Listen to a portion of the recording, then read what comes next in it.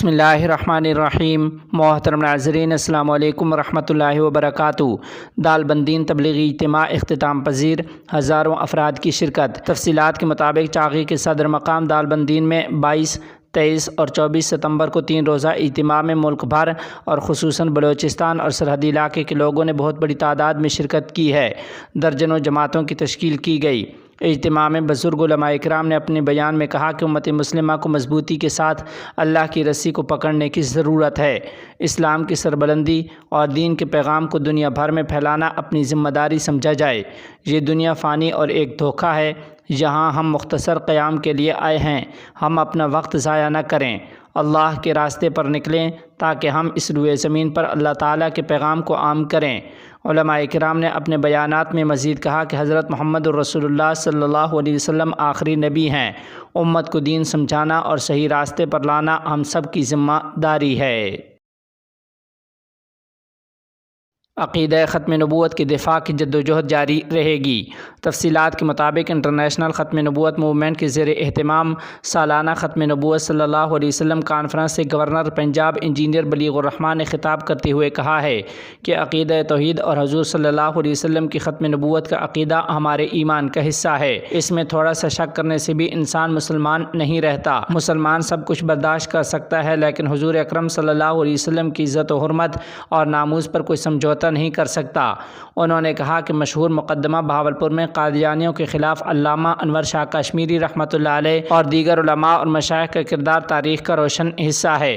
مولانا doctor Ahmad علی سراج دامت برکاتہم العالیہ نے خطاب کرتے ہوئے حکومت سے مطالبہ کیا کہ تمام یونیورسٹیز، کالجز اور دیگر تعلیمی اداروں میں ختم نبوت اکیڈمی کے قیام کا اعلان کریں۔ اسی طرح جمعیت علماء اسلام کے مرکزی جنرل سیکرٹری سینیٹر مولانا عبدالغفور حیدری دامت برکاتہم العالیہ کا کہنا تھا کہ پاکستان کا آئین اسلامی آئین ہے، جس کے تحت یہاں پر کوئی قانون قرآن و سنت کی منافی نہیں بن سکتا اور الیکشن میں حصہ لینے والے بھی آئین کے مطابق صوم و صلات کے پابند ہونے چاہیے، لیکن جہاں پر آئین پر عمل درآمد نہیں ہوتا۔ انہوں نے کہا کہ پیپلز پارٹی، مسلم لیگ نون، تحریک انصاف کی حکومتوں کے درمیان توہین رسالت قانون اور عقیدہ ختم نبوت صلی اللہ علیہ وسلم کی دفعات میں تبدیلیاں کرنے کی کوششیں کی گئی، جن کو مولانا فضل الرحمن صاحب دامت برکاتہم العالیہ اور دیگر دینی جماعتوں کے ارکان اسمبلی نے پوری جرت کے ساتھ مزاحمت کرتے ہوئے ناکام بنایا۔ مولانا عبدالغفور حیدری دامت برکاتہم العالیہ نے مزید کہا کہ ناموس صحابہ و اہل بیت رضوان اللہ علیہم اجمعین بل سینٹ اور قومی اسمبلی سے متفقہ طور پر منظور ہے۔ اس پر صدر عارف علوی بدنیتی کی وجہ سے دستخط نہیں کر رہا۔ انہوں نے کہا کہ پنجاب والے بھی دیگر صوبوں کی طرح علماء اور دیندار لوگوں کو منتخب کر کے اسمبلی میں بھیجیں، وہ اسلامی دفعات کے تحفظ اور شریعت کے مطابق قانون سازی کر سکیں۔ مولانا حافظ فضل الرحیم اشرفی دامت برکاتہم العالیہ نے خطاب کرتے ہوئے کہا کہ انٹرنیشنل ختم نبوت موومنٹ کی عقیدہ ختم نبوت کے لیے خدمات لائق تحسین اور قابل تقلید ہے۔ انہوں نے کہا کہ عقیدہ ختم نبوت کے تحفظ کے لیے جدوجہد کرنا حصول جنت کا آسان راستہ ہے۔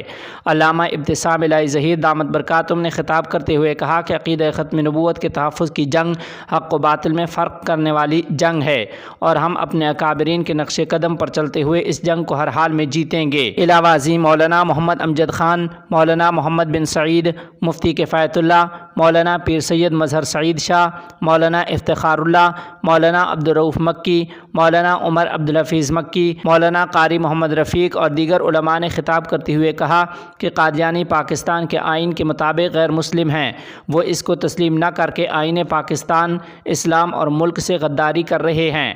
کانفرنس میں مطالبہ کیا گیا کہ قادیانی کو کلیدی عہدوں اور حساس مقامات سے الگ کیا جائے۔ انہوں نے اس عزم کا اظہار کیا کہ وہ آئین اور قانون کے دائرہ میں رہتے ہوئے عقیدہ ختم نبوت، ناموس رسالت صلی اللہ علیہ وسلم، ازواج مطہرات کے تقدس اور ناموس صحابہ و اہل بیت رضوان اللہ علیہم اجمعین کے تحفظ کے لیے جدوجہد جاری رکھیں گے۔ ڈائٹ کے پرنسپل کا دارالعلوم دیوبند کا دورہ۔ تفصیلات کے مطابق سہارنپور کے قریب پٹنی مقام پر واقع district institute of education training DIET کے پرنسپل شفیق محمد صدیقی نے عالمی شہرت یافتہ دینی دانشگاہ دارالعلوم دیوبند کا دورہ کیا ہے۔ دارالعلوم دیوبند پہنچ کر شفیق صدیقی نے ادارہ کے محتمم حضرت مولانا مفتی ابوالقاسم نعمانی صاحب دامت برکاتہم العالیہ اور نائب محتمم مولانا عبدالخالق مدراسی دامت برکاتہم العالیہ سے دفتر اہتمام اہتمام میں ملاقات کی۔ بعد ازاں انہوں نے دارالعلوم دیوبند کی لائبریری، دارالحدیث شیخ الہند لائبریری، مسجد رشید، کمپیوٹر اور انٹرنیٹ کے سینٹر اور طلباء کو دی جانے والی تعلیم اور درسگاہوں کا بھی دورہ کیا۔ دارالعلوم دیوبند کی تعلیمی اور دیگر سرگرمیوں کا جائزہ لینے کے بعد شفیق محمد صدیقی نے کہا ہے کہ دارالعلوم دیوبند اس ملک کا ہی نہیں بلکہ پورے عالم اسلام کا ایک قیمتی اثاثہ ہے، جہاں مفت تعلیم کے ساتھ ساتھ طلباء کی رہائش کا نظم بھی مفت ہے۔ انہوں نے کہا کہ دارالعلوم دیوبند کی چہار دیواری کے اندر دینی تعلیم کے ساتھ روحانی سکون بھی موجود ہے۔ اس موقع پر دیوبند کے پرائمری اور جونیئر اسکولوں سے تعلق رکھنے والے اساتذہ نے شفیق محمد صدیقی کی دیوبند آمد پر ایک مختصر اعزازی تقریب کا اہتمام بھی کیا اور تقریب کے دوران موصوف کا گل پوشی کر کے شاندار استقبال کیا گیا، نیز شال پیش کر کے اور توصیفی سند دے کر اعزاز سے نوازا گیا ہے۔ اس موقع پر ڈاکٹر کمال، نجم احمد صدیقی، خورشید احمد صدیقی، شاہ فیصل سعودی مسعودی اور دیگر اساتذہ موجود رہے۔ ملک کے سامنے بی جے پی کا اصل چہرہ بے نقاب کرنے کے لیے رمیش بھدوری جی کا شکریہ۔ تفصیلات کے مطابق ممتاز عالم دین مولانا خلیل الرحمن سجاد نعمانی دامت برکاتہم العالیہ نے کہا ہے کہ میں بی جے پی کے رکن پارلیمنٹ رمیش بھدوری جی کا شکریہ ادا کرتا ہوں جنہوں نے بی جے پی کا چہرہ بے نقاب کیا۔ یہ بات انہوں نے آج یہاں جاری بیان میں کہی ہے۔ انہوں نے کہا کہ انہوں نے پورے ملک کو دکھا دیا ہے کہ ہم کون ہیں، ہماری تعلیم، ہماری تربیت، ہماری زبان اور اقلیتوں کے لیے ہماری سوچ کیا ہے۔ B J P M P Ramesh Bhaduri کی زبان نے ملک کو دکھایا ہے کہ ہم انسانی حقوق اور پارلیمنٹ کی کتنی پرواہ کرتے ہیں۔ مولانا سجاد نعمانی دامت برکاتہم العالیہ نے کہا کہ میں سوچ بھی نہیں سکتا تھا کہ جمہوریت کا مرکز کہلانے والی جگہ پر ایسی فوش اور گھٹیا زبان کا استعمال ہوگا۔ مولانا سجاد نعمانی دامت برکاتہم العالیہ نے کہا کہ اب جمہوریت کے مرکز میں ایسی زبان استعمال کر کے آپ نے مسلمانوں کے خلاف ایک طرح سے لائسنس دے دیا ہے۔ افغان وزیر دفاع کا چیف آف سٹاف کمانڈ ہسپتال کا دورہ۔ تفصیلات کے مطابق افغانستان کے وزیر دفاع مولوی محمد یعقوب مجاہد حفظہ اللہ نے ڈائریکٹر امور صحت ڈاکٹر محمد طاہر احرار کے ہمراہ چیف آف سٹاف کے ڈائریکٹوریٹ آف ہیلتھ افیئرز کے مختلف نئے قائم کردہ محکموں اور پولی کلینک کا دورہ کیا ہے۔ محکمہ صحت کے افسران اور ڈاکٹروں نے اپنی رپورٹس، کارکردگی اور کامیابیوں کے بارے میں وزیر دفاع مولوی محمد یعقوب مجاہد کو بریفنگ دی۔ وزیر دفاع مولوی یعقوب مجاہد نے ہسپتال کے عملے کو مریضوں کے علاج میں اخلاص اور محنت سے ذمہ داری ادا کرنے اور نئے شعبہ جات اور مشینوں کو فعال کرنے پر ان کی شب و روز کاوشوں کو سراہا اور ان کے مسائل اور مشکلات کے حل کی یقین دہانی بھی کرائی ہے۔ امارت اسلامیہ کو تسلیم نہیں کیا جا رہا، اس پر افسوس ہے۔ تفصیلات کے مطابق آسٹریا کے فرینڈم پارٹی کے ایک رہنما جوہانس نے افغانستان کے وزیر خارجہ مولوی امیر خان متقی حفظہ اللہ سے ملاقات میں کہا کہ اس کے باوجود امارت اسلامیہ 40 سال سے جاری بدامنی ختم کرنے میں کامیاب رہی لیکن اسے تسلیم نہیں کیا گیا۔ وزارت خارجہ کے پریس آفس نے ایک خبر میں کہا ہے کہ فرینڈم پارٹی آف آسٹریا رکن یورپی یونین کے سینئر ارکان نے وزیر خارجہ مولوی امیر خان متقی حفظہ اللہ سے ملاقات کی ہے۔ آسٹریین وفد کے سربراہ اور فرینڈم پارٹی آف آسٹریا کے رہنما جوہانس نے کہا کہ مجھے افسوس ہے کہ افغانستان کی موجودہ حکومت جس نے پورے ملک میں امن قائم کر رکھا ہے اور یہاں 40 سال کی بے ضابطگیوں کا خاتمہ کیا ہے اسے ابھی تک تسلیم نہیں کیا گیا ہے۔